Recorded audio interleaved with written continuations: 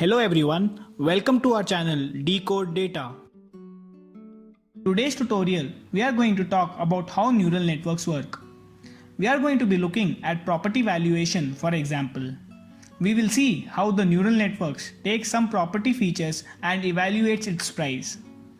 Let's say that we have 4 parameters about the property: area in square foot, number of bedrooms, distance from the city, and age of the property. There are definitely many more features that affect the price of the property, but we'll consider 4 for the sake of simplicity.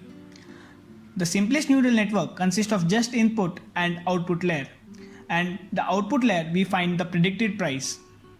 So in this case, inputs are simply weighted up by synapses and price is calculated.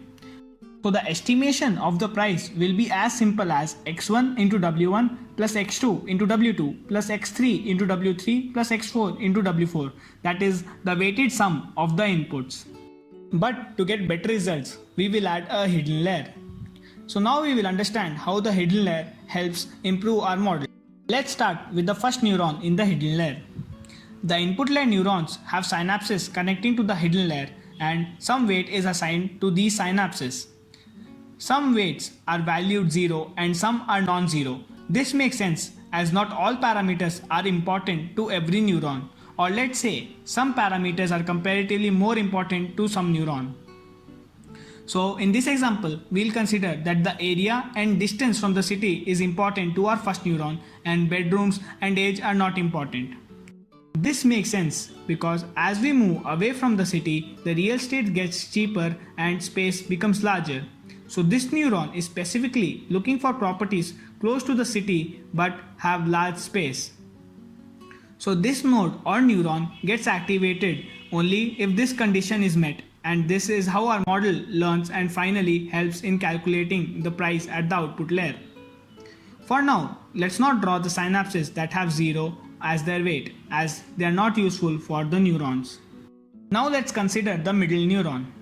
Here we have 3 parameters: area, number of bedrooms, and age of the property. Now let's try to figure out what this neuron is thinking.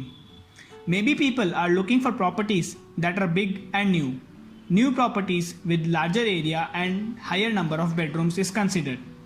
It doesn't prioritize the distance from the city. Now let's take a look at the last neuron. This could just take up one feature, maybe the age. Maybe old properties are worn out and the old buildings require more maintenance and do not have other luxuries like swimming pool. So these properties will be less valued. But when the property is very old, maybe like 100 years, then it becomes an historic land and some people would like to live here. So the price of this property will be very high. Hence this neuron is activated when the property is new or very old and is of historic significance. Maybe the second neuron takes into consideration the number of bedrooms and the distance from the city.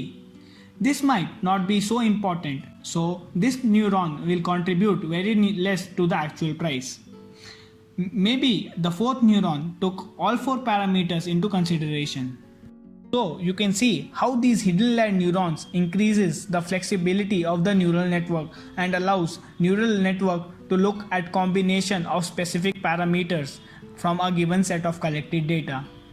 A single neuron might not predict the output, but many neurons working in combination can predict a very accurate output if trained properly.